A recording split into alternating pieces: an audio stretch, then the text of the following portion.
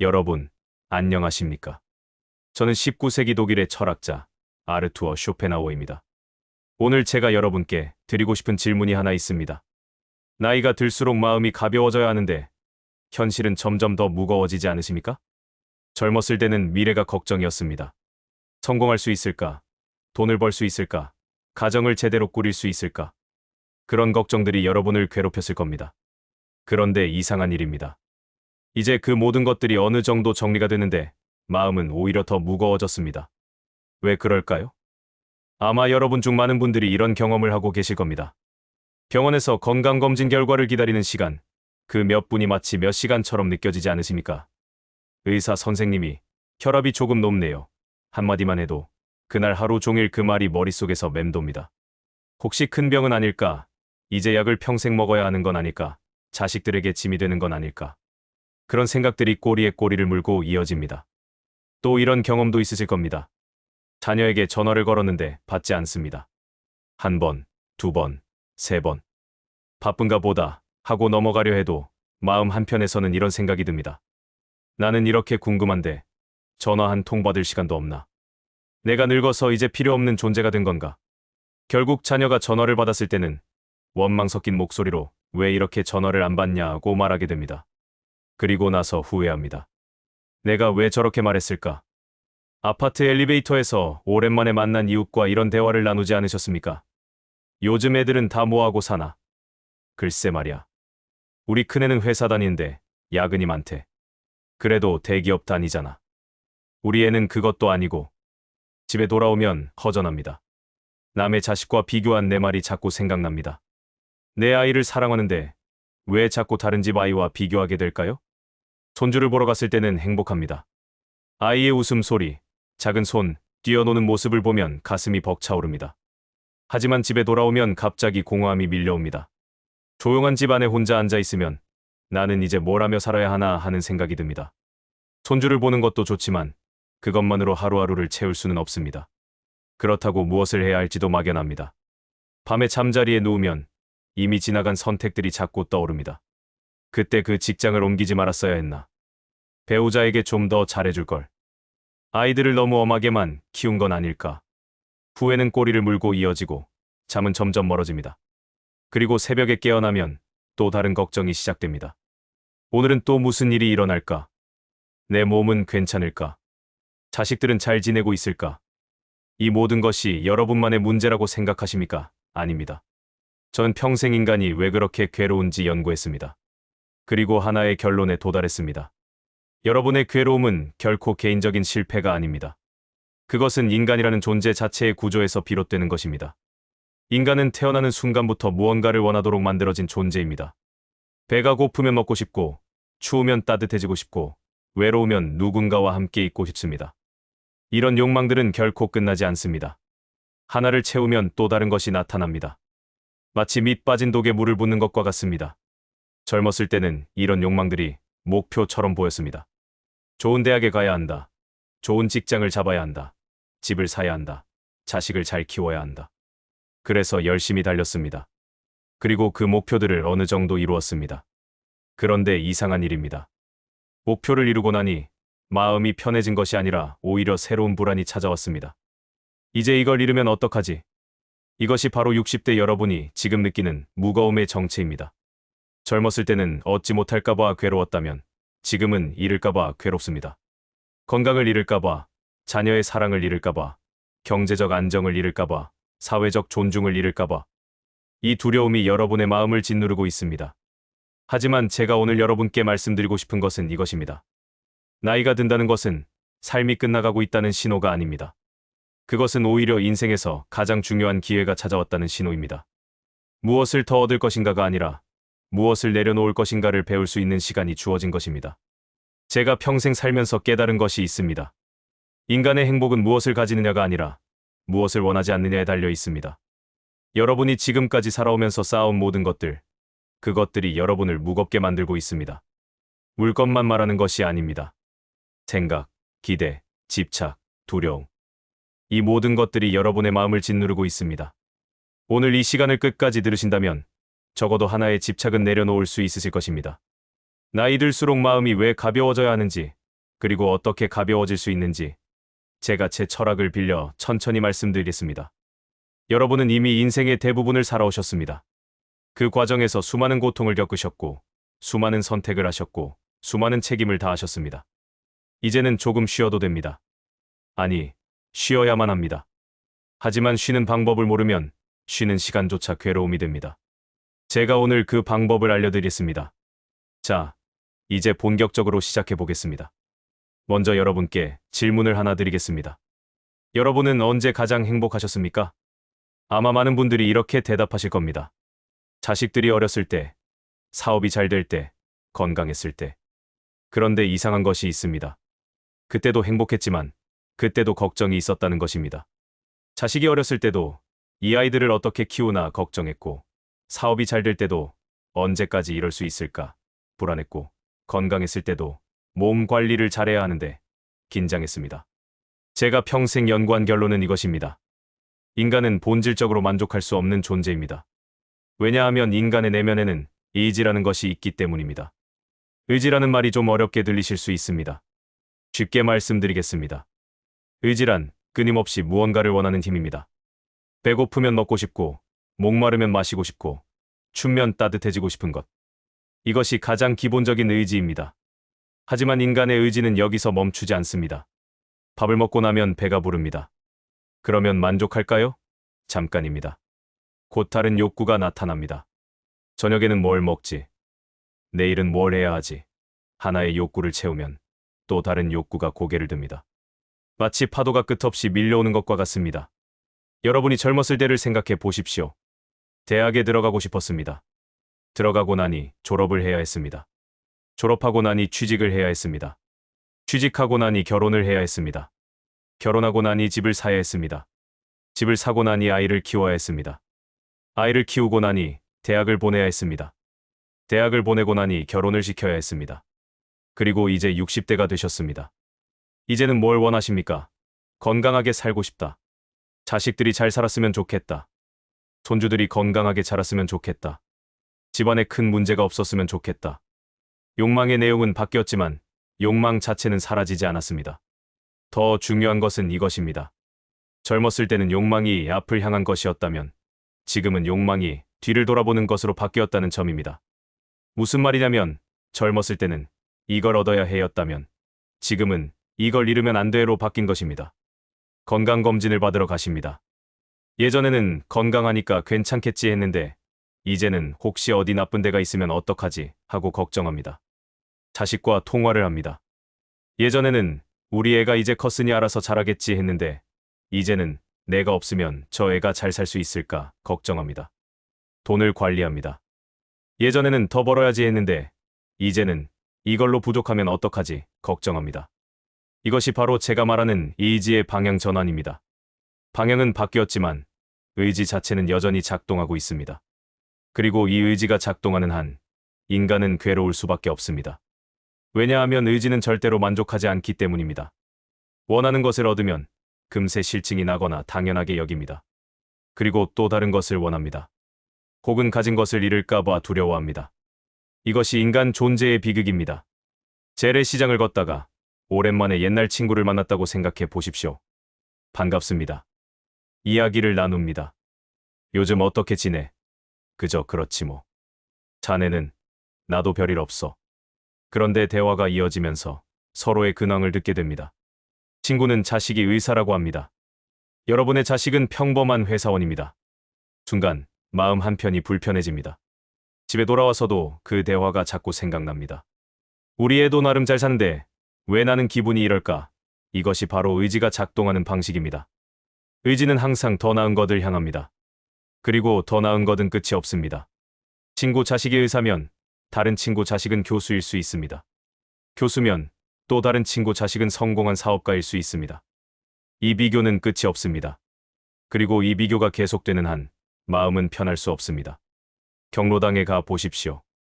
어르신들이 모여서 화투를 치거나 이야기를 나눕니다. 그런데 자세히 들어보면 많은 대화가 자랑과 불평 사이를 오갑니다. 우리 손주가 이번에 100점 받았어. 우리 아들이 승진했어. 이것은 자랑입니다. 그러면 다른 분이 이렇게 말합니다. 우리는 그런 거 없어. 요즘 애들은 다 제 할 일만 하지. 이것은 불평입니다. 자랑은 의지가 잠시 만족한 상태입니다. 나는 이만큼 가졌어 하고 확인하는 것입니다. 그런데 이 만족은 오래가지 않습니다. 왜냐하면 옆 사람이 더 큰 자랑을 하면 내 자랑은 갑자기 초라해지기 때문입니다. 그래서 다시 불평으로 바뀝니다. 우리는 그런 거 없어. 이것은 의지가 좌절된 상태입니다. 이 모든 것이 의지라는 메커니즘 때문입니다. 의지는 쉬지 않습니다. 아침에 눈을 뜨는 순간부터 밤에 잠들 때까지, 아니 잠을 자는 동안에도 꿈속에서까지 작동합니다. 이렇게 하고 싶다. 저렇게 되면 좋겠다. 이건 싫다. 저건 피하고 싶다. 끊임없이 무언가를 요구합니다. 그런데 여기서 중요한 깨달음이 있습니다. 나이가 든다는 것은 이 의지의 강도가 줄어들 수 있는 기회라는 점입니다. 젊었을 때는 의지가 매우 강렬합니다. 먹고 살아야 하고, 가정을 꾸려야 하고, 자식을 키워야 합니다. 이것은 선택의 문제가 아닙니다. 해야만 합니다. 그래서 의지를 억누를 수가 없습니다. 하지만 60대가 되면 상황이 달라집니다. 자식은 이미 독립했습니다. 직장은 은퇴했습니다. 집도 있고 어느 정도의 노후 자금도 있습니다. 물론 완벽하지는 않습니다. 하지만 젊었을 때처럼 당장 내일을 위해 달려야 하는 상황은 아닙니다. 이제는 조금 속도를 늦춰도 됩니다. 그런데 많은 60대 분들이 이 기회를 놓칩니다. 왜냐하면 의지의 속도를 늦추는 것을 인생의 목표를 잃어버린 것으로 착각하기 때문입니다. 나는 이제 할 일이 없다. 쓸모없는 사람이 됐다. 이렇게 생각합니다. 그래서 억지로라도 새로운 욕망을 만들어냅니다. 자식에게 이래라 저래라 간섭하고, 손주 교육에 참견하고, 형제들과 유산 문제로 갈등하고, 친구들과 만나서 누가 더 잘 사나 비교합니다. 이것은 의지가 새로운 출구를 찾는 과정입니다. 하지만 이 출구들은 모두 막다른 골목입니다. 왜냐하면 그것들은 여러분의 의지로 완전히 통제할 수 없는 영역이기 때문입니다. 자식의 삶은 여러분이 결정할 수 없습니다. 손주가 어떻게 자랄지도 여러분이 정할 수 없습니다. 형제들의 마음을 여러분 뜻대로 바꿀 수도 없습니다. 친구가 여러분보다 더 건강하거나 더 부자인 것을 막을 수도 없습니다. 그런데 의지는 이 모든 것들을 통제하고 싶어 합니다. 이렇게 되어야 해. 저렇게 되면 안 돼. 그래서 괴롭습니다. 통제할 수 없는 것을 통제하려고 하면 필연적으로 좌절하게 됩니다. 제가 여러분께 드리고 싶은 첫 번째 통찰은 이것입니다. 나이가 든다는 것은 인생의 목표가 줄어드는 것이 아닙니다. 그것은 목표를 유지해야 한다는 집착에서 벗어날 기회가 찾아온 것입니다. 젊었을 때는 목표가 필요했습니다. 목표가 없으면 방향을 잃고 먹고 살 수 없었습니다. 하지만 이제는 다릅니다. 이제는 목표가 아니라 평온이 필요합니다. 무언가를 이루는 것이 아니라 무언가로부터 자유로워지는 것이 필요합니다. 이것을 이해하지 못하면 노년은 괴로울 수밖에 없습니다. 왜냐하면 목표 없는 삶을 실패한 삶으로 여기게 되기 때문입니다. 그래서 억지로라도 목표를 만들어냅니다. 손주를 서울대에 보내야 해. 자식이 집을 사도록 도와줘야 해. 형제들 사이에서 내가 존중받아야 해. 이런 것들이 새로운 목표가 됩니다. 하지만 이것들은 진정한 목표가 아닙니다. 이것들은 의지가 만들어낸 새로운 집착일 뿐입니다. 그리고 이 집착들이 여러분을 더 무겁게 만듭니다. 병원 대기실에 앉아 계신 여러분의 모습을 상상해 보십시오. 차례를 기다리면서 주변을 둘러봅니다. 옆에 앉은 분은 나이가 비슷해 보입니다. 그런데 그분은 얼굴이 밝아 보입니다. 반면 여러분은 불안합니다. 검사 결과가 안 좋으면 어떡하지? 진료실에 들어갑니다. 의사가 말합니다. 혈당이 조금 높네요. 지 조절하셔야 할 것 같습니다. 그 순간 머릿속이 복잡해집니다. 당뇨는 아니겠지. 약을 먹어야 하나? 내가 관리를 못한 건가? 자식들이 알면 걱정하겠네. 의사는 단지 혈당 수치를 알려준 것뿐입니다. 하지만 여러분의 의지는 그 한마디에서 수십 가지 걱정을 만들어냅니다. 이것이 의지가 작동하는 방식입니다. 하나의 사실에서 수많은 두려움을 파생시킵니다. 인간의 삶이 괴로운 이유는 명확합니다. 의지는 절대 멈추지 않고 그 의지는 절대 만족하지 않으며 그 불만족은 끝없는 고통을 낳기 때문입니다. 이것이 제가 평생 연구한 인간 존재의 본질입니다. 하지만 절망하지 마십시오. 이 메커니즘을 이해하는 것, 그것이 바로 자유를 향한 첫걸음입니다. 왜 내가 괴로운지 알면 어떻게 덜 괴로울 수 있는지도 보이기 시작합니다. 이제 좀 더 구체적으로 들어가 보겠습니다. 60대 여러분이 지금 무엇에 집착하고 계신지 하나하나 짚어보겠습니다. 제가 말씀드리는 것들 중에서 여러분 자신의 모습이 보이실 겁니다. 가장 먼저 이야기해야 할 것이 자녀에 대한 집착입니다. 여러분은 평생 자식을 위해 사셨습니다. 자식을 낳아서 키우고, 학교에 보내고, 대학까지 졸업시키고, 결혼까지 시켰습니다. 어떤 분들은 자식 결혼 비용에 전세금까지 보태주셨을 겁니다. 그 과정이 쉬웠습니까? 아니었을 겁니다. 밤늦게까지 일하고, 주말에도 쉬지 못하고, 본인이 먹고 싶은 것 참고, 입고 싶은 것 참고, 오직 자식을 위해 살아오셨습니다. 그러면서 마음속으로 이런 기대를 하셨을 겁니다. 내가 이렇게 희생하면 나중에 자식이 나를 잘 모실 거야. 그런데 현실은 어떻습니까? 자식은 독립했습니다. 자기 가정을 꾸리고 자기 일에 바쁘고 명절에나 한번 얼굴을 보입니다. 전화를 해도 바쁘다고 짧게 끊고 찾아가면 귀찮은 기색이 보입니다. 뭔가 조언을 하면 그건 옛날 방식이에요 하고 무시합니다. 마음이 어떻습니까? 서운합니다. 억울합니다. 화가 납니다. 내가 너를 위해 뭘 얼마나 했는데 요즘 애들은 효도가 뭔지 모른다. 이런 생각이 듭니다. 그래서 더 집착하게 됩니다. 자주 전화합니다. 밥은 먹었니? 건강은 괜찮니? 그쪽 날씨는 어떠니? 자식은 대답합니다. 네, 잘 먹었어요. 괜찮아요. 좋아요. 그리고 빨리 끊습니다. 여러분은 또 서운합니다. 통화라도 좀 길게 하지. 명절에 자식 가족이 옵니다. 여러분은 며칠 전부터 준비합니다. 음식을 장만하고 집을 청소하고 손주 선물도 준비합니다. 드디어 자식이 옵니다. 반갑습니다. 손주가 뛰어놉니다. 행복합니다. 하지만 식사 자리에서 이런 말을 하게 됩니다. 너희는 너무 아이를 방임하는 것 같다. 요즘 아이들은 예의가 없어. 내가 너를 키울 때는 말이야. 자식의 표정이 굳습니다. 아버지, 우리 방식이 있어요. 분위기가 싸해집니다. 집에 돌아간 뒤 자식에게서 연락이 뜸해집니다. 여러분은 걱정됩니다. 내가 괜히 그런 말을 했나. 하지만 동시에 이런 생각도 듭니다. 그래도 내 말이 틀린 건 아닌데. 이것이 바로 자녀에 대한 집착입니다. 여러분은 자식을 사랑합니다. 그것은 진심입니다. 하지만 그 사랑에는 기대가 섞여 있습니다. 내가 이만큼 해줬으니 너도 나에게 이만큼 해줘야 해. 내 말을 들어야 해. 나를 존중해야 해. 이런 기대 말입니다. 이 기대가 충족되지 않으면 사랑은 원망으로 바뀝니다. 요즘 애들은 부모를 뭐로 보는지 모르겠다. 내가 이렇게 키운 보람이 없다. 이런 말들이 나옵니다. 제가 여러분께 묻겠습니다. 자식은 여러분의 소유물입니까? 자식은 여러분의 작품입니까? 아닙니다. 자식은 독립된 인격체입니다. 여러분이 낳아서 키웠지만 그 아이의 인생은 그 아이 것입니다. 여러분이 자식을 키운 것은 의무였습니다. 부모로서 당연히 해야 할 일이었습니다.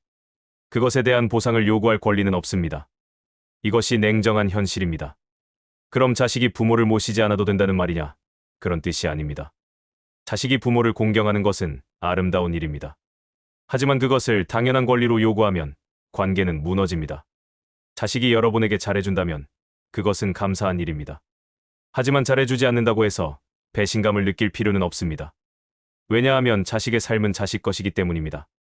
카카오톡 가족 단체방을 보십시오. 여러분이 메시지를 보냅니다. 오늘 날씨가 춥다. 감기 조심해라. 자식은 이모티콘 하나로 답합니다. 여러분은 속상합니다. 말이라도 좀 하지. 하지만 자식은 바쁩니다. 회사 일, 집안일, 육아. 부모에게 긴 메시지를 쓸 여유가 없습니다. 여러분은 이렇게 생각하십니다. 내가 그 나이 때는 부모님께 그렇게 안 했는데. 하지만 시대가 다릅니다. 여러분이 젊었을 때는 부모님과 같이 살거나 가까이 살았습니다. 지금 자식들은 멀리 떨어져 삽니다. 생활 방식도 다르고 가치관도 다릅니다. 이것을 인정하지 않으면 평생 서운함에 시달립니다. 자식에 대한 집착을 내려놓으십시오. 자식을 사랑하되 기대하지 마십시오. 도와줄 수 있으면 도와주되 보답을 바라지 마십시오. 조언하고 싶으면 하되 듣지 않아도 화내지 마십시오. 이렇게 하면 관계가 오히려 좋아집니다. 왜냐하면 무거운 기대감이 사라지기 때문입니다.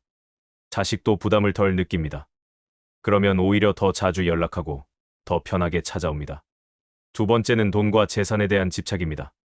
60대 여러분, 노후 자금 걱정 안 하시는 분이 계십니까? 거의 모든 분이 걱정하실 겁니다. 이 돈으로 과연 끝까지 버틸 수 있을까? 병원비가 많이 나오면 어떡하지? 요양원에 가게 되면 비용은? 이런 걱정이 현실적인 걱정인 것은 맞습니다. 하지만 이 걱정이 과도해지면 그것은 집착이 됩니다. 하루 종일 돈 걱정만 하고 조금이라도 쓰면 불안하고 자식에게 뭔가 사주는 것도 아깝고 본인이 먹고 싶은 것도 참게 됩니다. 통장을 자주 확인합니다. 잔액을 보면서 계산합니다. 이 돈으로 몇 년을 살 수 있을까?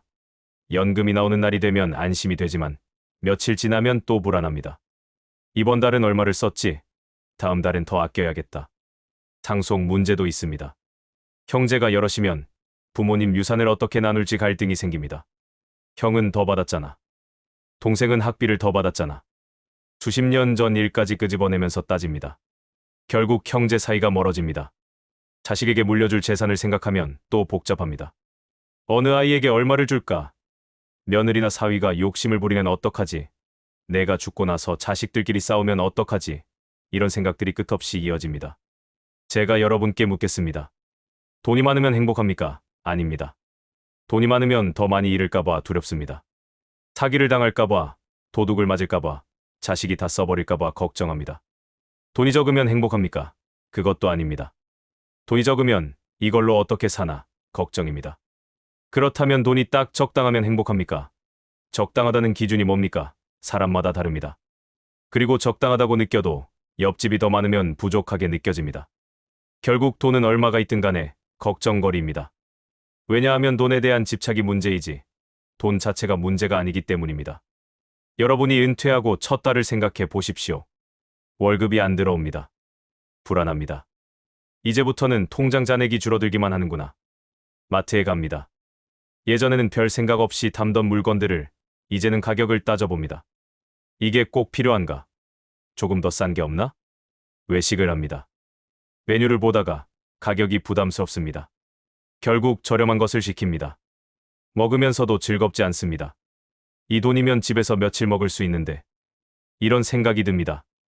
이것이 돈에 대한 집착입니다. 돈은 수단입니다. 필요한 것을 사고 편하게 살기 위한 도구입니다.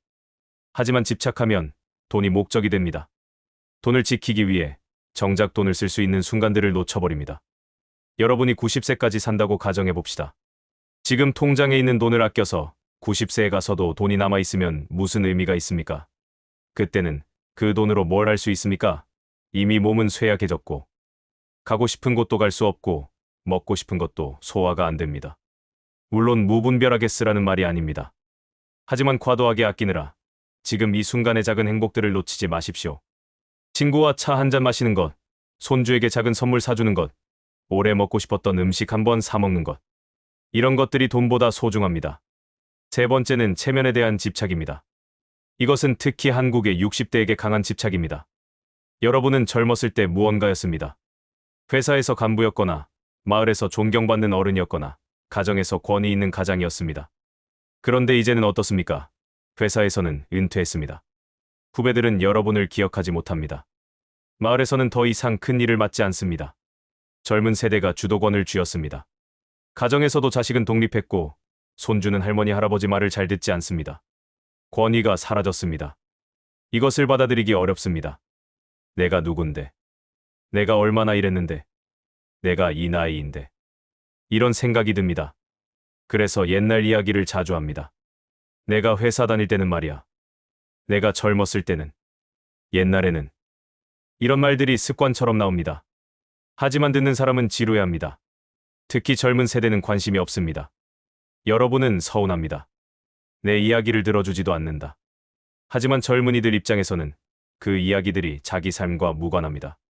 시대가 바뀌었고 방식이 바뀌었는데 옛날 방식을 강요하는 것처럼 들립니다. 동창회에 갑니다. 오랜만에 만난 친구들과 이야기를 나눕니다. 그런데 자세히 보면 모두가 자기 자랑을 합니다. 나는 퇴직금을 잘 받았어. 우리 아들이 대기업 다녀.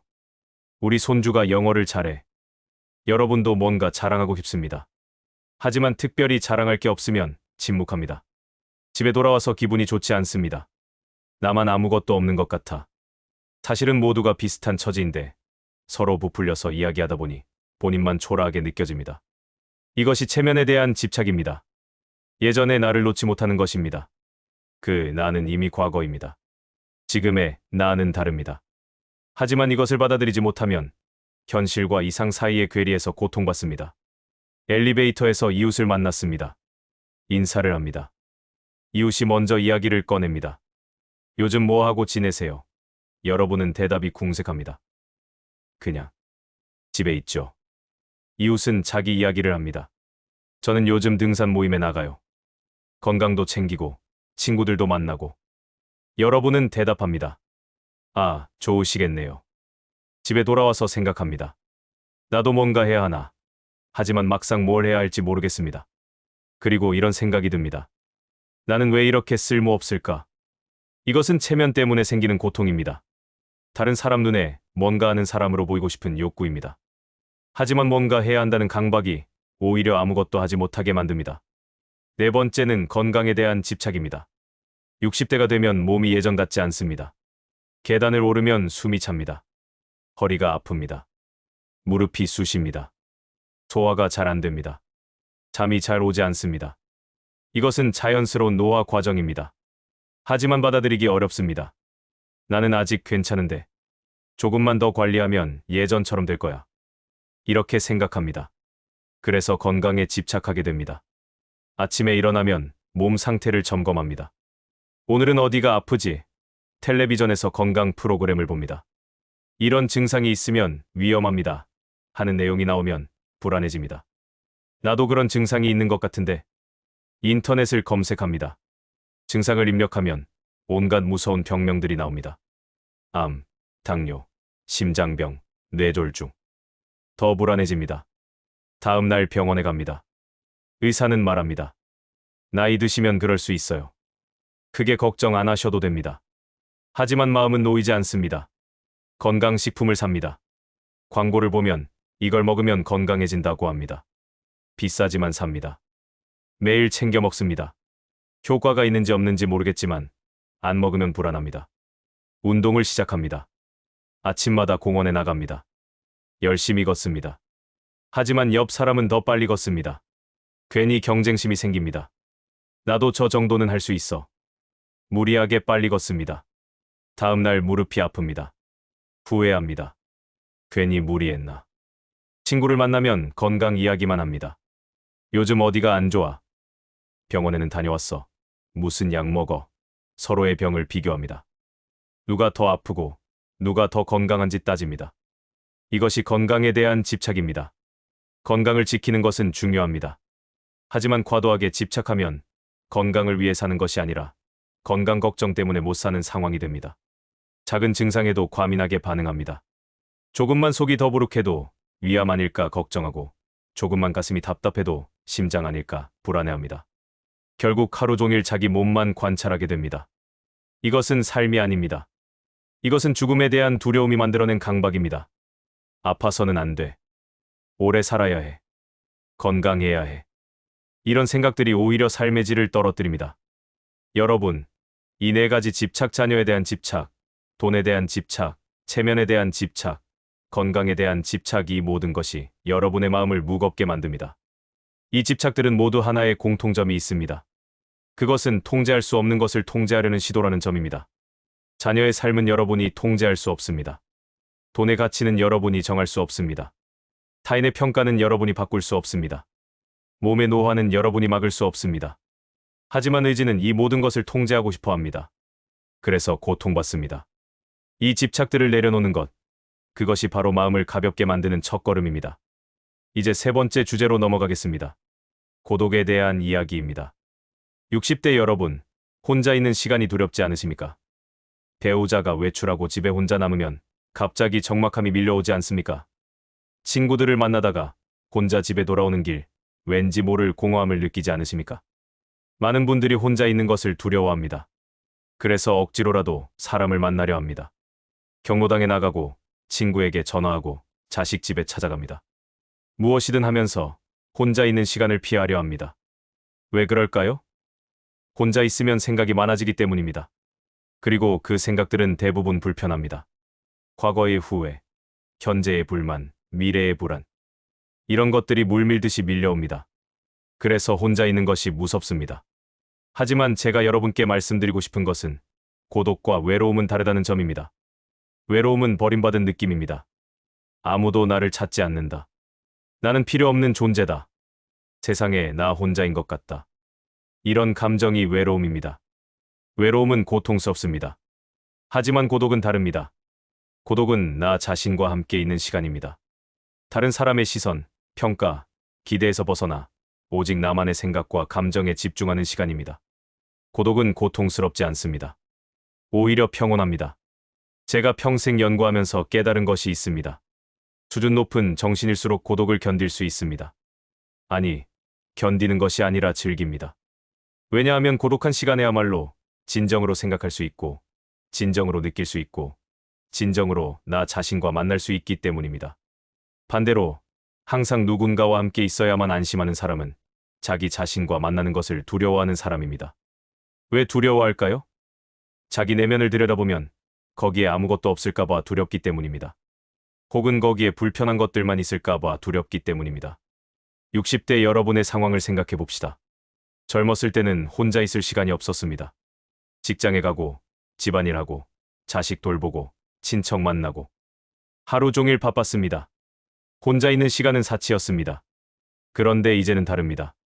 직장은 은퇴했고, 자식은 독립했고, 집안일도 예전만큼 많지 않습니다. 시간이 많이 생겼습니다. 혼자 있는 시간이 늘어났습니다. 이것을 어떻게 해석하느냐에 따라 노년의 질이 완전히 달라집니다. 나는 이제 쓸모없어졌다. 아무도 나를 필요로 하지 않는다. 이렇게 남은 시간을 죽을 때까지 보내야 한다니. 이렇게 해석하면 혼자 있는 시간은 고통입니다. 매 순간이 의미 없고 공허하고 지루합니다. 하지만 이렇게 해석해 보십시오. 드디어 나만의 시간이 생겼다. 평생 다른 사람을 위해 살았는데 이제는 나를 위해 살 수 있다. 이 조용한 시간 속에서 나는 무엇을 느끼고 무엇을 생각하고 무엇을 원하는지 진지하게 돌아볼 수 있다. 같은 상황인데 해석이 다르면 경험이 완전히 달라집니다. 아침에 일어났습니다. 배우자는 일찍 나갔습니다. 집에 혼자입니다. 조용합니다. 이 순간 두 가지 선택이 있습니다. 하나는 텔레비전을 켭니다. 아침 뉴스를 봅니다. 별 관심 없지만 그냥 소리가 있으면 덜 적적합니다. 뉴스가 끝나면 아침 드라마를 봅니다. 내용은 뻔하지만 시간은 갑니다. 점심때가 되면 밥을 먹습니다. 그리고 낮 드라마를 봅니다. 저녁이 되면 배우자가 돌아옵니다. 하루가 끝났습니다. 다음 날도 똑같습니다. 그 다음 날도 똑같습니다. 이렇게 몇 년이 지나갑니다. 돌아보면 아무것도 남지 않습니다. 그냥 시간이 흘러갔을 뿐입니다. 다른 선택은 이것입니다. 일어나서 커피를 한 잔 내립니다. 창가에 앉습니다. 밖을 봅니다. 하늘을 봅니다. 구름이 움직입니다. 바람이 나무를 흔듭니다. 새가 지나갑니다. 그냥 봅니다. 아무 생각 없이 그저 바라봅니다. 10분이 지났습니다. 마음이 조금 고요해집니다. 책을 한 권 꺼냅니다. 젊었을 때 읽고 싶었지만 못 읽었던 책입니다. 천천히 읽습니다. 한 페이지, 두 페이지. 서두르지 않습니다. 이해가 안 되는 부분은 다시 읽습니다. 점심 시간이 됩니다. 간단하게 먹습니다. 그리고 산책을 나갑니다. 공원을 걷습니다. 천천히 걷습니다. 길가에 핀 꽃을 봅니다. 예쁩니다. 멈춰서 봅니다. 향기를 맡습니다. 벤치에 앉습니다. 사람들이 지나갑니다. 아이를 데리고 나온 젊은 엄마, 강아지를 산책시키는 사람, 조깅하는 청년. 그들을 봅니다. 그들도 각자의 삶을 살고 있습니다. 그들도 행복하고, 괴로워하고, 걱정하고, 희망합니다. 우리 모두 같은 인생을 살고 있구나. 이런 생각이 듭니다. 마음이 부드러워집니다. 집에 돌아옵니다. 일기를 씁니다. 오늘 본 것, 느낀 것, 생각한 것을 짧게 적습니다. 거창할 필요 없습니다. 오늘 공원에서 진달래를 봤다. 예뻤다. 이 정도면 충분합니다. 저녁이 됩니다. 배우자가 돌아옵니다. 오늘 하루 어땠는지 이야기를 나눕니다. 특별한 일은 없었지만 평온한 하루였습니다. 이 두 선택 중 어느 것이 더 의미 있을까요? 당연히 후자입니다. 같은 시간을 보냈지만 전자는 시간을 죽인 것이고 후자는 시간을 산 것입니다. 고독한 시간을 어떻게 보내느냐, 이것이 노년의 질을 결정합니다. 고독을 외로움으로 착각하면 그 시간은 고통입니다. 하지만 고독을 나와의 만남으로 받아들이면 그 시간은 축복입니다. 제가 구체적인 방법들을 몇 가지 제안하겠습니다. 첫째, 혼자 걷는 산책을 하십시오. 누군가와 함께 걷는 것도 좋지만 혼자 걷는 시간도 필요합니다. 걸으면서 주변을 봅니다. 하늘, 나무, 건물, 사람들. 그냥 봅니다. 평가하지 않고, 판단하지 않고, 그저 봅니다. 이것이 명상입니다. 둘째, 조용한 독서를 하십시오. 책은 고독한 시간에 가장 좋은 친구입니다. 하지만 억지로 어려운 책을 읽을 필요는 없습니다. 여러분이 읽고 싶은 책, 여러분 마음에 와닿는 책을 읽으십시오. 소설도 좋고, 수필도 좋고, 역사책도 좋습니다. 한 페이지를 읽더라도 진지하게 읽으십시오. 셋째, 음악을 감상하십시오. 그냥 배경음악으로 틀어놓는 것이 아니라 앉아서 눈을 감고 듣는 것입니다. 클래식이든 가요든 트로트든 여러분이 좋아하는 음악을 듣습니다. 가사에 집중하거나 멜로디를 따라하거나 그냥 소리에 몸을 맡깁니다. 이 시간 동안만큼은 아무 걱정도 하지 않습니다. 넷째, 옛 사진을 정리하십시오. 앨범을 꺼내거나 휴대폰에 있는 사진들을 봅니다. 젊었을 때 사진, 자식이 어렸을 때 사진, 여행 갔을 때 사진. 하나하나 보면서 그때를 떠올립니다. 후회하지 말고 그냥 추억합니다. 그때는 그랬구나. 그땐 힘들었지만 지나고 보니 좋은 시간이었어. 이렇게 생각합니다. 다섯째, 일기를 쓰십시오. 긴 글일 필요 없습니다. 오늘 있었던 일 한두 가지, 오늘 느낀 감정 하나, 오늘 떠오른 생각 하나. 이것만으로 충분합니다. 일기는 자기 자신과 대화하는 방법입니다. 쓰다 보면 내가 지금 무엇을 느끼고 있는지, 무엇을 원하는지 조금씩 보입니다. 여섯째, 간단한 철학책을 읽어보십시오. 철학이라고 하면 어렵게 느껴지지만 사실 철학은 삶에 대한 깊은 생각입니다. 여러분도 평생 살면서 많은 것을 깨달았을 것입니다. 그 깨달음들이 바로 철학입니다. 책을 읽으면서 이 철학자도 나와 비슷한 생각을 했구나 하고 공감할 수 있습니다. 이 모든 것들의 공통점이 뭔지 아십니까? 혼자 할 수 있다는 것입니다. 다른 사람이 필요 없습니다. 돈도 많이 들지 않습니다. 특별한 능력도 필요 없습니다. 다만 조용히 앉아서 나 자신과 함께 있는 용기만 있으면 됩니다. 하지만 저는 단순히 긍정적인 이야기만 하려는 것이 아닙니다. 현실을 직시해야 합니다. 인간관계는 어렵습니다. 사람들은 각자 자기 삶에 바쁩니다. 여러분이 기대하는 만큼 관심을 주지 않습니다. 자식도, 친구도, 이웃도 마찬가지입니다. 인간관계에 과도하게 기대할수록 더 실망할 수밖에 없습니다. 이것이 냉정한 현실입니다. 그렇다고 인간관계를 끊으라는 말이 아닙니다. 다만 인간관계가 여러분의 행복을 전적으로 책임질 수는 없다는 것을 인정해야 합니다. 진정한 평온은 나 자신 안에서 찾아야 합니다. 다른 사람이 나를 행복하게 해주기를 기다리면 평생 기다리게 됩니다. 하지만 나 자신과 편안하게 지낼 수 있으면 혼자 있어도 외롭지 않고 다른 사람과 함께 있어도 부담스럽지 않습니다. 고독을 견딜 수 있는 사람이 진정으로 자유로운 사람입니다. 왜냐하면 그는 다른 사람의 존재 여부에 자신의 행복을 의존하지 않기 때문입니다. 60대 여러분, 혼자 있는 시간을 두려워하지 마십시오. 그 시간은 버려진 시간이 아닙니다. 그 시간은 마침내 나 자신과 깊이 만날 수 있는 평생에 한 번 주어진 소중한 기회입니다. 네 번째 주제로 넘어가겠습니다. 비교에 대한 이야기입니다. 여러분, 솔직히 말씀해 주십시오. 다른 사람과 자신을 비교하지 않는 날이 하루라도 있습니까? 아마 없을 것입니다. 아침에 일어나서부터 밤에 잘 때까지 우리는 끊임없이 비교합니다. 이웃집은 차가 더 좋습니다. 친구는 건강해 보입니다. 동창은 연금을 더 많이 받습니다. 형제는 자식이 더 잘 됐습니다. 경로당 옆자리 어르신은 손주가 더 많습니다. 이 모든 비교가 여러분의 마음을 불편하게 만듭니다. 왜 비교할까요? 왜 나는 나대로 살면 안 될까요? 이것은 인간의 본성입니다. 인간은 절대적인 기준으로 행복을 느끼지 않습니다. 상대적인 비교를 통해 행복을 느낍니다. 예를 들어 봅시다. 여러분에게 연금이 월 100만 원 나온다고 합시다. 이것이 많습니까? 적습니까? 그 자체로는 판단할 수 없습니다. 그런데 옆 사람이 50만 원 받는다면 갑자기 여러분은 만족스럽습니다. 나는 그래도 괜찮네. 하지만 옆 사람이 200만 원 받는다면 갑자기 100만 원이 초라해집니다. 나는 왜 이것밖에 안 될까? 금액은 똑같은데 비교 대상에 따라 감정이 바뀝니다. 동창 모임에 갑니다. 3040년 만에 만난 친구들입니다. 반갑습니다. 하지만 대화가 시작되면 미묘한 긴장감이 흐릅니다. 누가 더 잘 읽었는지, 누가 더 건강한지, 누가 더 여유로운지 서로 눈치를 봅니다. 요즘 뭐하고 지내? 이 질문은 단순한 안부가 아닙니다. 이것은 상대방의 삶의 수준을 파악하려는 질문입니다.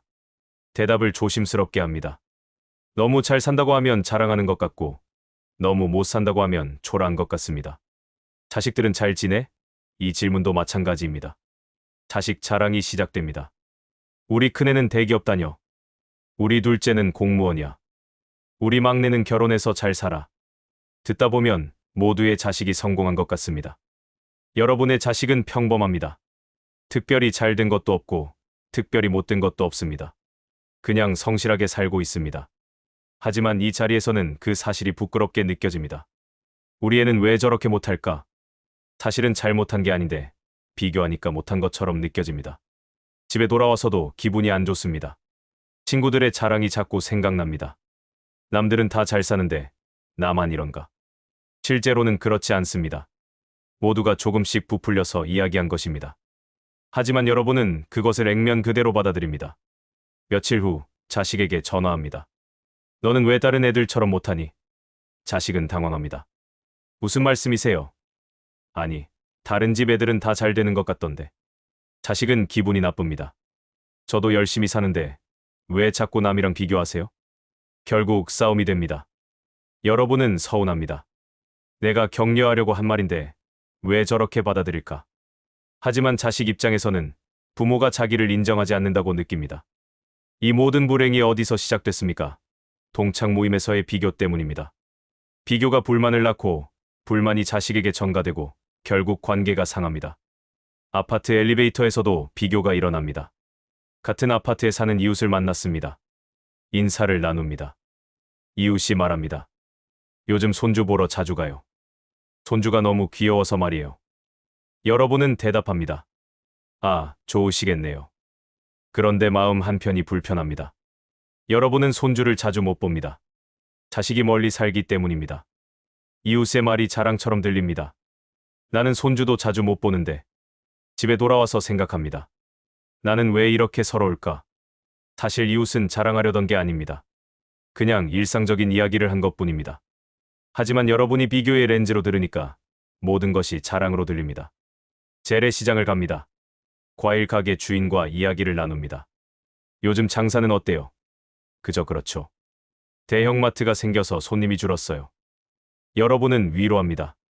그래도 단골 손님들은 오잖아요. 옆 가게 주인이 끼어듭니다. 우리는 괜찮아요. 온라인으로도 팔거든요. 과일 가게 주인의 표정이 굳습니다. 여러분도 어색합니다. 그냥 위로하려던 말이 옆 가게와의 비교가 되어버렸습니다. 이렇게 비교는 어디에나 있습니다. 그리고 비교는 반드시 불행을 낳습니다. 왜냐하면 비교에는 끝이 없기 때문입니다. 제가 여러분께 중요한 통찰을 하나 드리겠습니다. 질투, 시기, 비교는 모두 의지가 타인의 삶에까지 뻗어나간 결과입니다. 여러분의 의지는 여러분의 삶만으로는 만족하지 않습니다. 다른 사람의 삶까지 간섭하려 합니다. 저 사람은 왜 나보다 잘 살까? 저 사람이 가진 것을 나도 가져야 하는데. 저 사람이 저렇게 행복해서는 안 되는데. 이런 생각들이 바로 의지가 타인에게까지 확장된 것입니다. 그런데 여기서 문제가 있습니다. 타인의 삶은 여러분의 의지로 바꿀 수 없는 영역입니다. 친구가 연금을 많이 받는 것을 막을 수 없습니다. 이웃의 자식이 잘 되는 것을 막을 수 없습니다. 동창이 건강한 것을 막을 수 없습니다. 그런데 의지는 이것을 받아들이지 못합니다. 그래서 괴로워합니다. 왜 나는 안 되고 저 사람은 될까? 불공평하다. 세상이 잘못됐다. 이런 감정들이 쌓입니다. 하지만 현실은 냉정합니다. 세상은 공평하지 않습니다. 어떤 사람은 운이 좋고 어떤 사람은 운이 나쁩니다. 어떤 사람은 건강하고 어떤 사람은 아픕니다. 어떤 사람은 자식이 잘 되고 어떤 사람은 자식 때문에 고생합니다. 이것을 받아들여야 합니다. 받아들인다는 것은 포기한다는 뜻이 아닙니다. 그것은 현실을 있는 그대로 보는 것입니다. 세상은 원래 이래. 모두가 다 다른 처지에 있어. 비교한다고 달라지는 건 아무것도 없어. 비교를 멈추는 구체적인 방법을 알려드리겠습니다. 첫째, 사고를 전환하십시오. 저 사람처럼 잘 됐어야 하는데 라는 생각이 들 때 이렇게 바꿔보십시오. 그 사람의 삶에는 내가 모르는 고통도 있을 것이다. 연금을 많이 받는 친구를 보면 부럽습니다. 하지만 그 친구는 어쩌면 건강이 안 좋을 수도 있습니다. 자식과 사이가 안 좋을 수도 있습니다. 배우자와 갈등이 있을 수도 있습니다. 여러분이 모르는 고통이 있을 것입니다. 모든 사람은 자기만의 고통이 있습니다. 겉으로 보이는 것이 전부가 아닙니다. 그것을 기억하십시오. 둘째, 우리 아이는 왜 저 집 아이만 못할까라는 생각이 들 때 이렇게 바꿔보십시오. 자식은 내 작품이 아니라 내가 잠시 도와준 하나의 독립된 존재일 뿐이다. 자식의 성공이 부모의 성공은 아닙니다. 자식의 실패가 부모의 실패도 아닙니다. 자식은 자기 삶을 살고 있습니다. 그 삶을 다른 집 자식과 비교하는 것은 자식을 존중하지 않는 것입니다. 여러분의 자식이 평범하게 산다면 그것으로 충분합니다. 평범하게 사는 것이 얼마나 어려운지 아십니까? 매일 출근하고 가정을 돌보고 성실하게 사는 것. 그것이 바로 훌륭한 삶입니다. 셋째, 비교가 시작되는 자리에 덜 나가십시오. 동창 모임에 가면 비교하게 됩니다. 경로당에 가면 비교하게 됩니다. 친척 모임에 가면 비교하게 됩니다. 모든 모임을 끊으라는 말이 아닙니다. 다만 비교로 인해 마음이 불편해지는 자리라면 억지로 나가지 않아도 됩니다. 나이 들어서 친구도 만나야지 하는 생각에 억지로 나갔다가 기분만 상하는 일이 많습니다. 진정으로 편한 친구, 비교하지 않고 있는 그대로를 받아들여주는 친구와만 만나도 충분합니다. 숫자가 중요한 게 아닙니다. 질이 중요합니다. 넷째, 감사의 관점을 가지십시오. 다른 사람과 비교하지 말고 과거의 나와 비교하십시오. 10년 전의 나, 20년 전의 나와 비교해 보십시오. 그때는 일하느라 바빴습니다. 쉴 틈이 없었습니다. 항상 피곤했습니다. 지금은 어떻습니까? 시간이 있습니다. 느긋하게 아침을 먹을 수 있습니다. 산책을 갈 수 있습니다. 책을 읽을 수 있습니다. 과거의 나는 이런 시간을 꿈꿨습니다. 나중에 여유 있으면 이것저것 해봐야지. 지금이 바로 그 나중에입니다. 이미 여러분은 과거의 여러분이 바라던 삶을 살고 있습니다. 다섯째, 타인의 행복을 진심으로 축하하는 연습을 하십시오. 친구가 잘 됐다는 소식을 들었습니다. 첫 반응은 부러움입니다. 하지만 잠시 멈추고 이렇게 생각해 보십시오. 그 친구가 행복하다니 다행이야. 나도 기쁘다. 진심으로 그렇게 생각하려고 노력하십시오. 처음에는 어색하고 억지스럽습니다. 하지만 계속 연습하면 점점 진심이 됩니다. 그러면 놀라운 일이 일어납니다. 타인의 행복이 나를 불편하게 만들지 않습니다. 오히려 세상이 조금 더 좋은 곳이 됐다는 느낌이 듭니다. 비교는 끝이 없습니다. 비교를 하는 한 평온은 오지 않습니다. 하지만 비교를 멈추는 순간 마음이 가벼워집니다. 왜냐하면 더 이상 다른 사람의 삶에 신경 쓰지 않아도 되기 때문입니다. 여러분의 삶은 여러분 것입니다. 다른 사람과 비교할 필요가 없습니다. 여러분은 여러분대로 열심히 살아왔고 여러분대로 행복을 찾을 권리가 있습니다. 다섯 번째 주제로 넘어가겠습니다. 예술과 사색에 대한 이야기입니다. 제가 평생 연구하면서 발견한 것이 있습니다. 인간이 고통에서 완전히 벗어날 수는 없지만 잠시 쉴 수는 있습니다. 그 잠깐의 출구가 바로 예술입니다. 예술이라고 하면 거창하게 들립니다. 미술관에 가고 콘서트에 가고 오페라를 보는 것만 예술은 아닙니다. 예술은 훨씬 더 가까이에 있습니다. 창밖을 보는 것, 음악을 듣는 것, 꽃을 보는 것, 하늘의 구름을 보는 것. 이 모든 것이 예술적 경험이 될 수 있습니다. 중요한 것은 어떻게 보느냐입니다. 일상적으로 보면 그것은 그냥 풍경입니다. 하지만 의식적으로 보면 그것은 예술이 됩니다. 무슨 뜻인지 설명하겠습니다. 여러분이 공원을 산책한다고 생각해 봅시다. 평소에는 그냥 걷습니다. 운동 삼아 걷습니다. 머릿속으로는 다른 생각을 합니다. 오늘 저녁은 뭘 먹지? 자식에게 전화해야 하나? 병원 예약은 언제지? 걷는 동안 주변은 보이지 않습니다. 그냥 지나칠 뿐입니다. 30분을 걸었는데 무엇을 봤는지 기억나지 않습니다. 이것은 의식이 없는 걷기입니다. 이제 다르게 걸어봅시다. 천천히 걷습니다. 주변을 봅니다. 나무를 봅니다. 나무잎이 바람에 흔들립니다. 그 움직임을 봅니다. 하늘을 봅니다. 구름이 천천히 흘러갑니다. 그 흐름을 봅니다. 새 소리가 들립니다. 귀를 기울입니다. 어떤 소리인지 구별해 봅니다. 바람이 불어옵니다. 얼굴에 닿는 바람을 느낍니다. 시원합니다. 이 순간 여러분은 아무것도 원하지 않습니다. 돈도, 건강도, 자식도, 미래도, 과거도 생각하지 않습니다. 그저 지금 이 순간, 이 풍경, 이 소리, 이 감각에만 집중합니다. 이것이 바로 예술적 경험입니다. 이 순간만큼은 의지가 잠잠해집니다. 욕망이 멈춥니다. 그래서 평온합니다. 이것을 제가 에이지의 소란에서 벗어나는 순간이라고 부릅니다. 인간은 항상 무언가를 원합니다. 그 욕망이 인간을 괴롭힙니다. 하지만 예술을 감상하는 순간만큼은 욕망이 잠시 멈춥니다. 그래서 마음이 쉽니다. 음악을 예로 들어보겠습니다. 여러분이 좋아하는 노래를 틀어놓습니다. 그냥 배경음악으로 틀어놓으면 듣는 것 같지만 듣지 않습니다. 귀로는 들리는데 의식은 다른 곳에 있습니다. 하지만 앉아서 눈을 감고 오직 그 음악에만 집중해 봅시다. 가사를 따라하거나 멜로디를 느끼거나 악기 소리를 구별해 봅니다. 그러면 음악이 다르게 들립니다. 슬픈 노래를 들으면 가슴이 먹먹해집니다. 하지만 이 슬픔은 나쁜 슬픔이 아닙니다. 오히려 위로가 됩니다.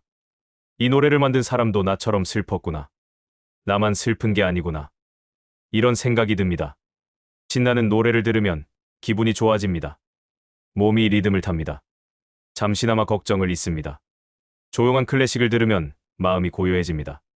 아무 생각도 하지 않게 됩니다. 그냥 소리에 몸을 맡깁니다.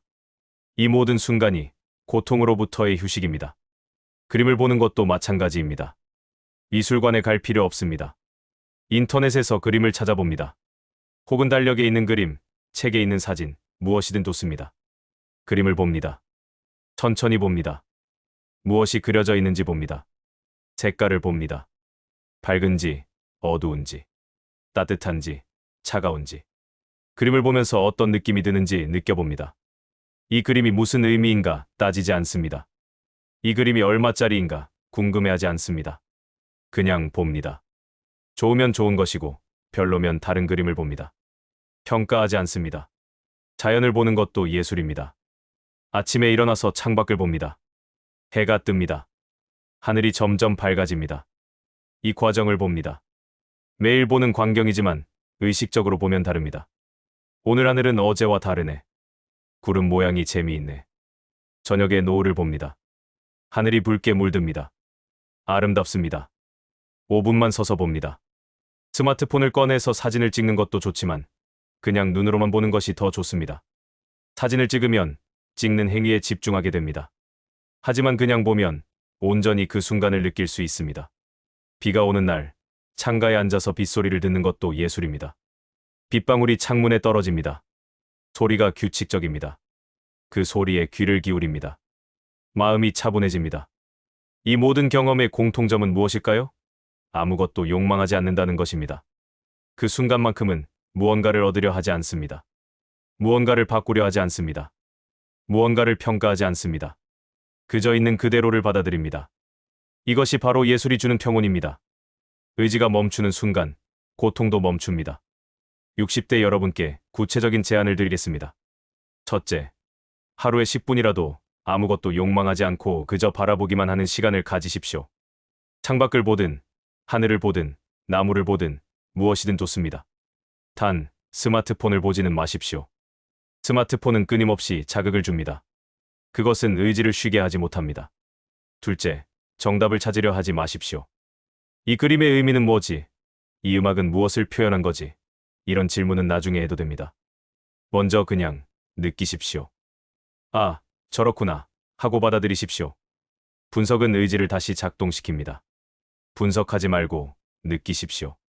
셋째, 텔레비전을 무의식적으로 틀어놓지 마십시오. 많은 분들이 집에 혼자 있으면 습관적으로 텔레비전을 켭니다.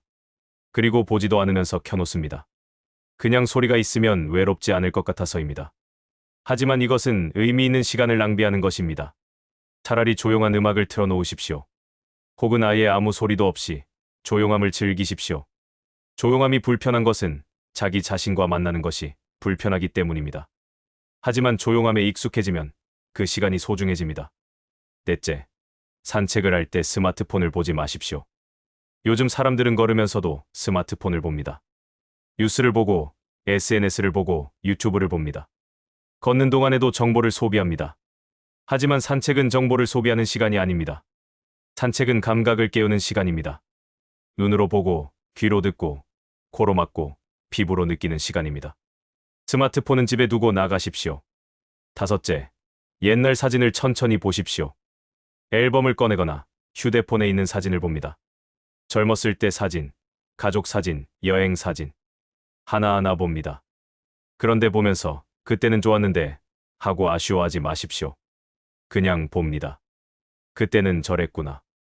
그땐 힘들었지만 지금 보니 좋은 기억이네. 이렇게 담담하게 봅니다. 과거를 그리워하는 것이 아니라 과거를 있는 그대로 받아들이는 것입니다. 여섯째, 간단한 글을 써보십시오. 실 쓰거나 수필을 쓰거나 일기를 쓰거나 거창할 필요 없습니다. 오늘 본 것, 느낀 것, 생각한 것을 짧게 적습니다. 오늘 공원에서 개나리를 봤다. 노란색이 예뻤다. 이 정도면 충분합니다. 글 쓰는 행위 자체가 생각을 정리하는 과정입니다. 그리고 나중에 다시 읽으면 그때의 감정이 떠오릅니다. 예술과 사색은 고통을 완전히 없애주지는 못합니다. 하지만 잠시 쉬게 해줍니다. 그리고 그 잠시가 쌓이면 삶의 질이 달라집니다. 매일 10분씩, 일주일이면 70분입니다.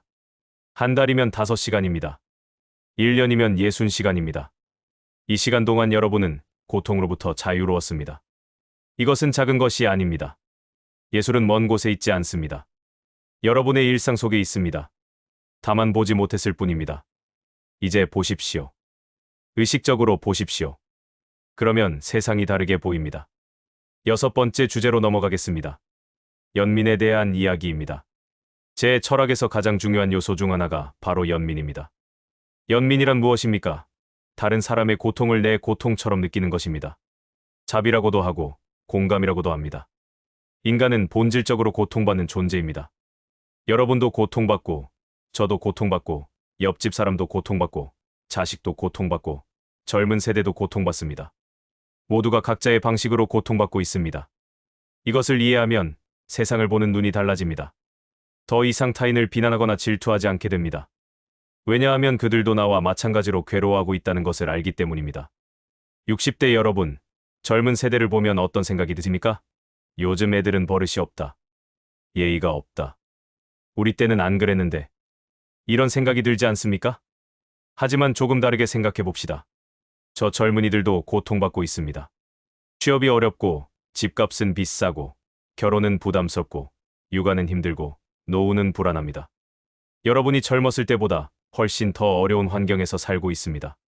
여러분이 젊었을 때는 열심히 일하면 집을 살 수 있었습니다. 하지만 지금 젊은이들은 평생 일해도 집을 사기 어렵습니다. 여러분이 젊었을 때는 결혼하고 아이를 낳는 것이 자연스러웠습니다. 하지만 지금 젊은이들은 결혼조차 부담스러워합니다. 이것을 이해하면 요즘 애들은 하는 말이 나오지 않습니다. 대신 이런 생각이 듭니다. 저 아이들도 참 힘들겠다. 우리 때와는 다른 고통이 있구나. 자식을 봅시다. 자식이 여러분에게 자주 연락하지 않습니다. 서운합니다. 하지만 잠시 생각해 봅시다. 자식은 지금 무엇을 하고 있습니까?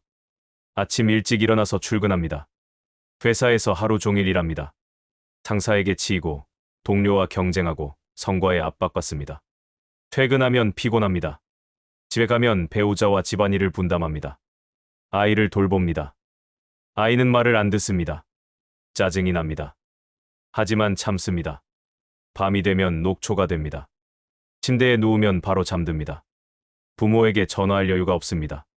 주말에는 밀린 집안일을 합니다. 아이를 데리고 나갑니다. 쉴 틈이 없습니다. 이것을 이해하면 자식이 전화를 자주 못하는 것이 서운하지 않습니다. 오히려 안쓰럽습니다.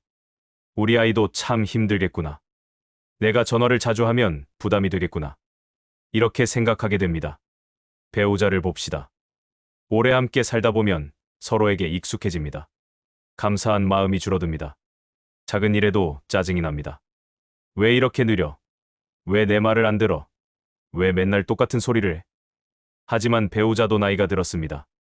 여러분만큼 힘듭니다. 몸도 예전 같지 않고, 기억력도 떨어지고, 기운도 없습니다. 하지만 여러분을 위해 밥을 하고, 집을 정리하고, 함께 병원에 갑니다. 이것을 떠올리면 배우자에게 좀 더 부드러워질 수 있습니다. 당신도 힘들 텐데 고맙습니다. 이 한마디가 관계를 달라지게 만듭니다. 친구를 봅시다.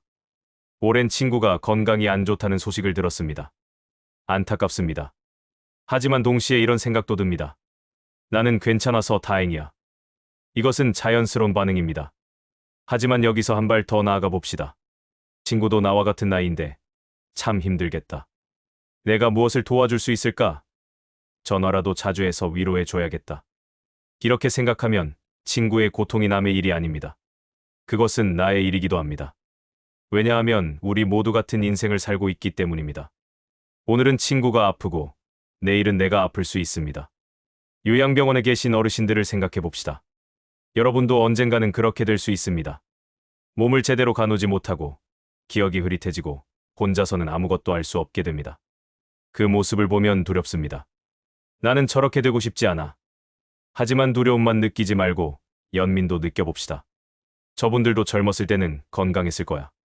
가족을 위해 열심히 사셨을 거야. 지금은 저렇게 누워 계시지만 그분들의 인생도 소중했어. 이렇게 생각하면 노인을 대하는 태도가 달라집니다. 짐이나 부담으로 보지 않게 됩니다. 존중하게 됩니다. 그리고 그 존중은 결국 미래의 나를 존중하는 것이기도 합니다. 연민은 단순히 착한 마음이 아닙니다. 연민은 현실을 정확히 보는 능력입니다. 모든 인간은 고통받습니다. 이것은 사실입니다. 이 사실을 받아들이면 타인을 비난할 이유가 없어집니다. 버스에서 자리를 양보하지 않는 젊은이를 봅니다. 화가 납니다. 요즘 애들은 예의가 없어. 하지만 잠시 생각해 봅시다. 저 젊은이도 피곤할 수 있습니다. 밤새 일했거나 몸이 아프거나 마음이 힘들 수 있습니다. 겉으로는 건강해 보여도 보이지 않는 고통이 있을 수 있습니다. 이것을 생각하면 화가 조금 풀립니다. 그래, 저 애도 힘들겠지. 양보받지 못해도 괜찮습니다. 서 있는 것도 운동입니다. 마트 계산대에서 직원이 실수를 합니다. 짜증이 납니다. 왜 이렇게 일을 못해? 하지만 생각해 봅시다. 저 직원도 사람입니다. 하루 종일 서서 일하고 손님들에게 치이고 피곤합니다. 실수할 수 있습니다. 괜찮습니다. 천천히 하세요.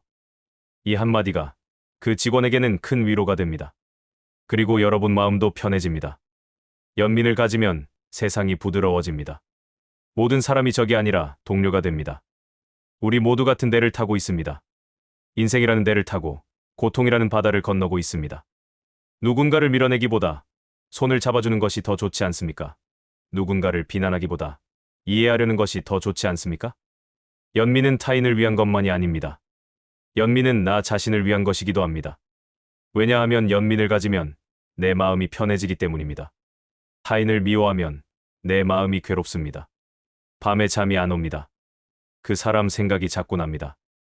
왜 저런 짓을 했을까? 용서할 수 없어. 결국 괴로운 것은 타인이 아니라 나 자신입니다. 하지만 연민을 가지면 마음이 놓입니다. 저 사람도 고통받고 있구나. 저 사람도 최선을 다한 거겠지. 이렇게 생각하면 미움이 사라집니다. 그리고 평온이 찾아옵니다. 겸손도 마찬가지입니다. 나이가 들면 겸손해져야 합니다. 젊었을 때는 자신감이 필요했습니다. 세상과 싸워야 했습니다. 하지만 이제는 다릅니다. 이제는 세상과 화해해야 할 시간입니다. 내가 옳다 하는 생각을 내려놓으십시오. 나이가 많다고 해서 항상 옳은 것은 아닙니다. 젊은이들에게도 배울 것이 있습니다. 시대가 바뀌었고 새로운 지혜가 필요합니다.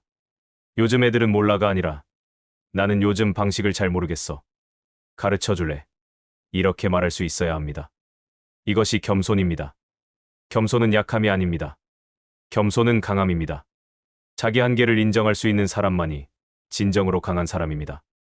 연민과 겸손, 이 두 가지가 늦은 나이에 품격을 만듭니다. 돈이 많다고, 지위가 높았다고 품격이 생기는 것이 아닙니다.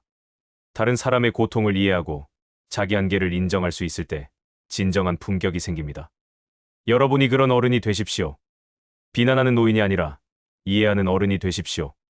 고집스러운 노인이 아니라 겸손한 어른이 되십시오. 그러면 사람들이 여러분을 존경할 것입니다. 나이 때문이 아니라 인격 때문에 존경할 것입니다. 그리고 여러분 스스로도 자신을 존중하게 될 것입니다. 이제 7번째 주제입니다. 지금까지 말씀드린 내용을 정리하면서 실천 가능한 방법들을 구체적으로 제시하겠습니다. 여러분, 제가 지금까지 말씀드린 것의 핵심은 이것입니다. 욕망과 집착을 줄이는 것이 포기나 패배가 아니라 마음의 자유를 얻는 과정이라는 것입니다. 젊었을 때는 더 많이 가지려고 했습니다. 그것이 성공이었습니다. 하지만 이제는 다릅니다. 이제는 덜 가지려고 하는 것이 지혜입니다. 물건만 말하는 것이 아닙니다. 욕심, 걱정, 집착, 이런 것들을 덜 가지는 것입니다. 이제 실천 방법을 알려드리겠습니다. 하나하나가 간단하지만 꾸준히 하면 효과가 있습니다. 첫째, 오늘 하나의 걱정만 내려놓는 연습을 하십시오. 여러분은 동시에 수십 가지를 걱정합니다. 건강, 돈, 자식, 미래, 과거. 이 모든 걱정을 한꺼번에 내려놓을 수는 없습니다. 하지만 하나씩은 가능합니다. 오늘 하루만 한 가지 걱정을 내려놓아 봅시다. 예를 들어, 자식이 나를 자주 안 찾는다는 걱정을 내려놓는 것입니다. 오늘 하루는 자식 생각 안 하기. 이렇게 정합니다. 자식 생각이 나면, 오늘은 안 하기로 했지 하고 생각을 멈춥니다. 대신 다른 것에 집중합니다.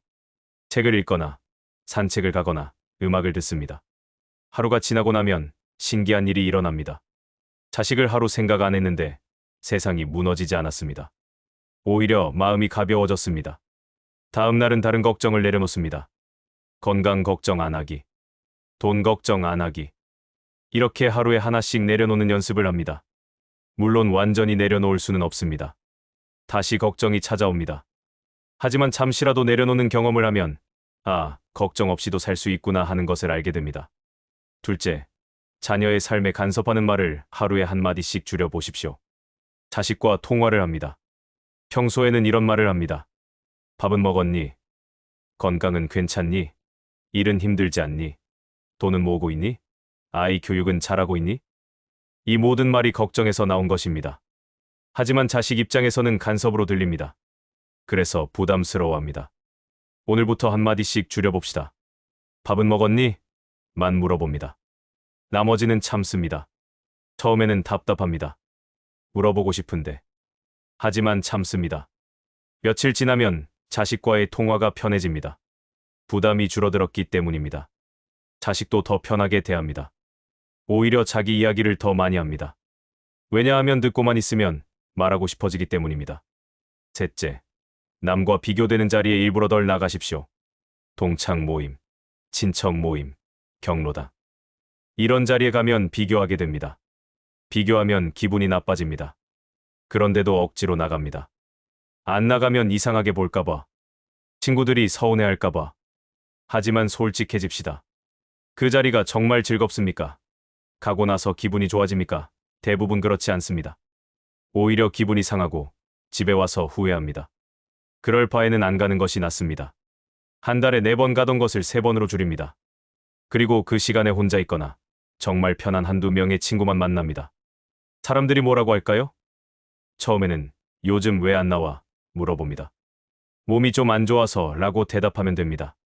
몇 번 안 나가면 더 이상 묻지 않습니다. 그리고 여러분도 부담이 없어집니다. 넷째, 혼자 있는 시간을 의식적으로 늘려보십시오. 많은 분들이 혼자 있는 것을 두려워합니다. 그래서 항상 누군가와 함께 있으려 합니다. 하지만 진정한 평온은 혼자 있을 때 찾아옵니다. 하루에 1시간, 완전히 혼자 있는 시간을 가져봅시다.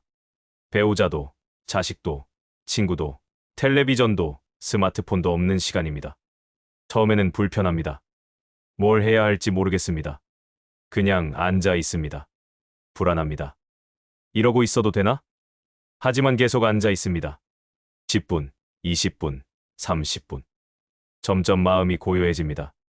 생각이 정리됩니다. 내가 진짜 원하는 것이 무엇인지 보이기 시작합니다. 이 시간이 쌓이면 혼자 있는 것이 두렵지 않게 됩니다. 오히려 소중한 시간이 됩니다. 나 자신과 만나는 시간이기 때문입니다. 다섯째, 하루의 짧은 문장으로라도 자신의 마음을 기록해 보십시오. 일기를 쓰라는 말이 아닙니다. 거창한 글을 쓸 필요 없습니다. 한두 줄이면 충분합니다. 오늘은 날씨가 좋았다. 공원에서 꽃을 봤다. 자식에게 전화했는데 기분이 좋았다. 몸이 조금 아팠지만 견딜만 했다. 이렇게 짧게라도 씁니다. 쓰는 행위 자체가 생각을 정리하는 과정입니다. 그리고 나중에 다시 읽으면 그때의 감정이 떠오릅니다. 몇 달, 몇 년이 지나서 읽어보면 자신이 어떻게 변해왔는지 보입니다. 그때는 저런 것에 화를 냈구나. 이제는 그런 것에 화내지 않네. 이런 변화가 보이면 스스로 대견해집니다. 여섯째, 나에게 이미 주어진 것에 고마움을 느껴보십시오. 우리는 없는 것에만 집중합니다. 돈이 부족해. 건강이 안 좋아. 자식이 안 찾아와. 이런 것들만 생각합니다. 하지만 이미 있는 것을 생각해 봅시다. 지금 이 순간, 여러분에게는 무엇이 있습니까? 눈이 보입니다. 세상을 볼 수 있습니다. 귀가 들립니다. 소리를 들을 수 있습니다. 다리가 움직입니다. 걸을 수 있습니다. 손이 움직입니다. 물건을 잡을 수 있습니다. 밥을 먹을 수 있습니다. 잠을 잘 수 있습니다. 숨을 쉴 수 있습니다. 이 모든 것이 당연하지 않습니다.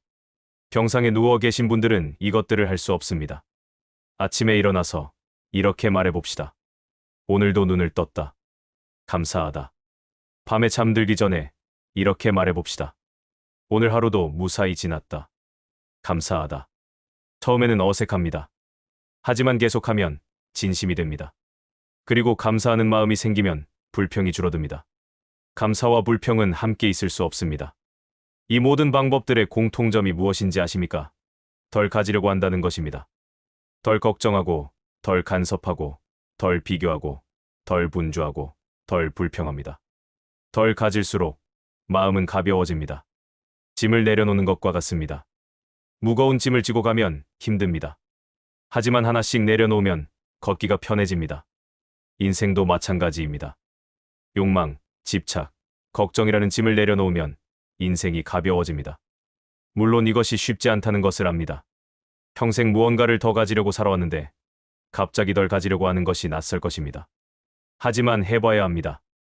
왜냐하면 그것이 평온으로 가는 유일한 길이기 때문입니다. 저는 여러분에게 긍정적인 자기계발서의 말을 하려는 것이 아닙니다. 노력하면 다 된다. 긍정적으로 생각하면 행복해진다. 이런 식의 가벼운 위로가 아닙니다. 제가 말씀드리는 것은 냉정한 현실입니다.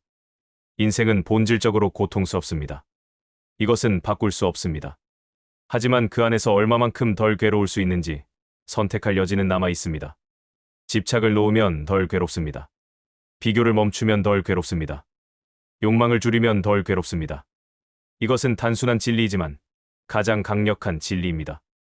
여러분은 이미 인생의 대부분을 살았습니다. 많은 것을 이루었고 많은 것을 경험했습니다. 이제는 더 이룰 필요가 없습니다. 이제는 쉴 때입니다. 하지만 쉬는 것은 아무것도 안 하는 것이 아닙니다.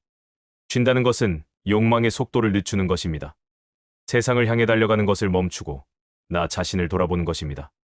그래서 제가 드리는 마지막 조언은 이것입니다. 천천히 사십시오. 서두르지 마십시오. 어차피 목적지는 정해져 있습니다. 빨리 간다고 달라지는 것은 없습니다. 천천히 걷고, 천천히 먹고, 천천히 생각하십시오. 급하게 살지 마십시오. 급하게 살수록 마음은 무거워집니다. 천천히 살수록 마음은 가벼워집니다. 여러분, 긴 이야기를 끝까지 들어주셔서 감사합니다. 오늘 제가 드린 말씀이 다소 무겁게 느껴지셨을 수도 있습니다. 인생이 본질적으로 고통스럽다는 말, 욕망이 끝이 없다는 말, 집착을 놓아야 한다는 말. 이런 것들이 위로가 되기보다 부담스러웠을 수도 있습니다. 하지만 제가 정말로 전하고 싶었던 것은 이것입니다. 여러분은 이미 수많은 고통을 견뎌오신 분들입니다. 젊은 시절의 치열한 경쟁, 가정을 꾸리고 자식을 키우는 책임, 나이 들면서 겪는 상실감과 불안. 이 모든 것을 견디고 여기까지 오셨습니다. 그것만으로도 충분히 훌륭합니다. 여러분은 이미 인생의 대부분을 살아내셨습니다. 이제는 조금 쉬어도 됩니다. 제가 오늘 드린 말씀이 여러분의 무거운 짐을 조금이라도 가볍게 해드렸기를 바랍니다. 하나의 걱정이라도 내려놓으셨다면, 하나의 집착이라도 느슨해지셨다면, 저는 그것만으로도 이 시간이 의미 있었다고 생각합니다. 어떤 분들은 이렇게 생각하실지도 모르겠습니다. 지금 이 나이에 철학이 무슨 소용인가? 이미 다 지나간 인생인데 지금 와서 바꿀 수 있는 게 뭐가 있나? 제가 말씀드리고 싶은 것은 이것입니다. 바로 지금이야말로 인생을 한 발 물러서서 바라볼 수 있는 나이입니다. 젊었을 때는 너무 바빠서 생각할 여유가 없었습니다. 그저 앞만 보고 달렸습니다. 하지만 이제는 다릅니다. 이제는 속도를 늦출 수 있습니다. 그리고 지나온 길을 돌아볼 수 있습니다. 철학은 젊은이들만의 것이 아닙니다. 오히려 철학은 인생을 충분히 살아본 사람에게 더 잘 들립니다.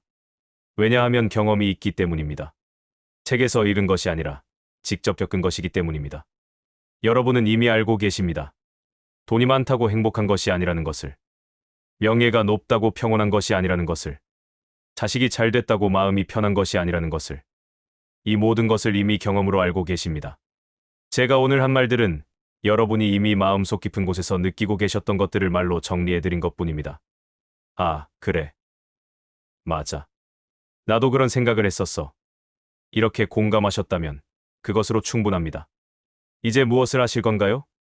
오늘 이 이야기를 듣고 나서 내일 아침에 눈을 떴을 때 무엇이 달라질까요? 아마 처음에는 아무것도 달라지지 않을 것입니다. 여전히 건강이 걱정되고, 자식이 걱정되고, 돈이 걱정될 것입니다. 그것은 당연합니다. 한 번의 이야기로 평생의 습관이 바뀌지는 않습니다. 하지만 작은 것 하나는 바꿀 수 있습니다. 오늘 말씀드린 것 중에서 딱 하나만 실천해 보십시오.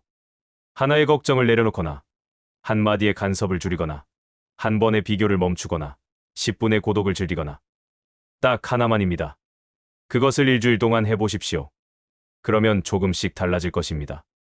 마음이 조금 가벼워질 것입니다. 그 가벼움을 느끼면 다른 것도 해보고 싶어질 것입니다.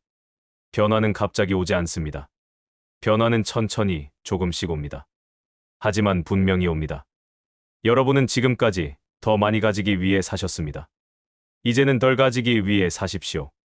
더 많은 돈, 더 많은 인정, 더 많은 관계가 아니라 더 적은 걱정, 더 적은 욕망, 더 적은 집착을 목표로 하십시오. 그것이 여러분을 자유롭게 만들 것입니다. 저는 19세기를 살았던 철학자입니다. 여러분과는 다른 시대, 다른 문화에서 살았습니다. 하지만 인간의 고통은 시대와 문화를 초월합니다. 제가 200년 전에 느꼈던 고통과 여러분이 지금 느끼는 고통은 본질적으로 같습니다. 그래서 제 말이 여러분에게 닿을 수 있었던 것입니다. 그리고 앞으로도 계속 닿을 것입니다. 왜냐하면 진리는 변하지 않기 때문입니다. 마지막으로 제가 평생 연구한 것을 한 문장으로 정리하겠습니다. 나이 들수록 가진 것이 아니라 버린 것이 여러분을 가볍게 할 것입니다. 조금 덜 가지려 할 때 오히려 더 자유로워지실 것입니다. 여러분의 남은 인생이 무거움이 아니라 가벼움으로 채워지기를 바랍니다. 고통에서 완전히 벗어날 수는 없겠지만 적어도 덜 괴로운 날들이 더 많아지기를 바랍니다. 제 이야기를 끝까지 들어주셔서 감사합니다. 여러분의 인생에 평온이 깃들기를 바랍니다.